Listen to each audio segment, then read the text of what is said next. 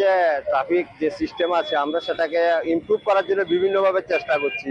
যে আপনারা জানেন যে বিভিন্নভাবে নোটিফাইড পার্কিং জোন এবং নো পার্কিং জোন আছে, কিন্তু কিছু কিছু লোক আছে ওরা সেগুলি ফলো করছে না, যার জন্য আমরা নর্মাল যে ডিউটি আছে এছাড়া আমরা স্পেশাল ড্রাইভ নিচ্ছি।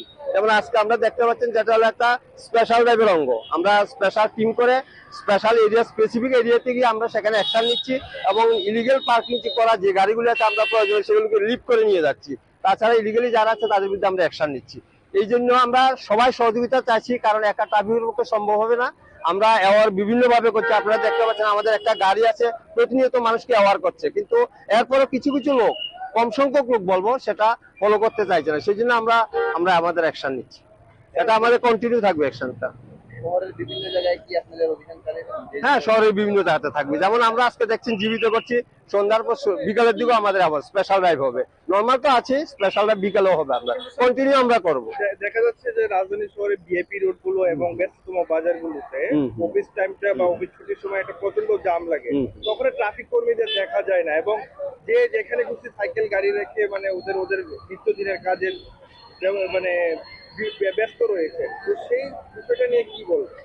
এটা ঠিক আছে যেটা বলছেন যে সব জায়গায় সবসময় তো ট্রাফিক পুলিশ দেখা যায় না, এটা ঘটনা।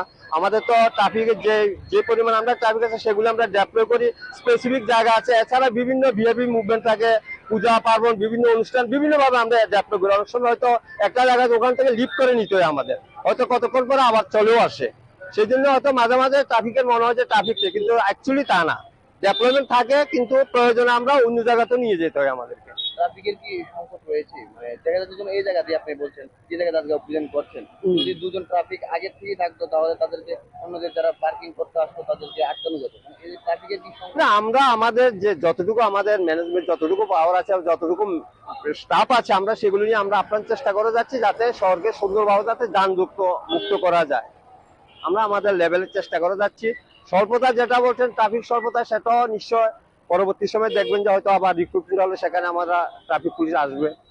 স্যার, আরেকটা জিনিস দেখা যাচ্ছে যে শহরে মানে বিভিন্ন ট্রাফিক কি চলে, এটা এই জাতীয় অভিযোগ আমাদের কাছে আসছে, আমরা রিটার্নও পেয়েছি যে একজনের নাম্বার প্লেট একজনের লাগাচ্ছে একটা, আমরা এবং এর মধ্যে আমরা ডিটেক্টও করেছি একটা। আমরা যা যা আইনানুগ ব্যবস্থা আছে এমবিএ আমরা সমস্ত ব্যবস্থা আমরা অ্যাপ্লাই করছি। তবে এটা ঘটনা, সবাইকে সচেতন হতে হবে, আমাদেরকে খবর দিতে হবে, আপনারাও সচেতন করবেন সবাইকে যাতে অ্যাওয়ার থাকে, নিজের নাম্বার প্লেটটা যাতে, যে নাম্বার প্লেটটা আছে অনেক সময় যদি ব্যবহার করে সেটা দেখতে হবে বিভিন্ন জাত থেকে ব্যবহার করছে কিনা। এমন কিছু কিছু অভিযোগ আসছে, এটা সত্যি কথা। এটা কি ধরা হচ্ছে? হ্যাঁ হ্যাঁ, নিশ্চয়ই।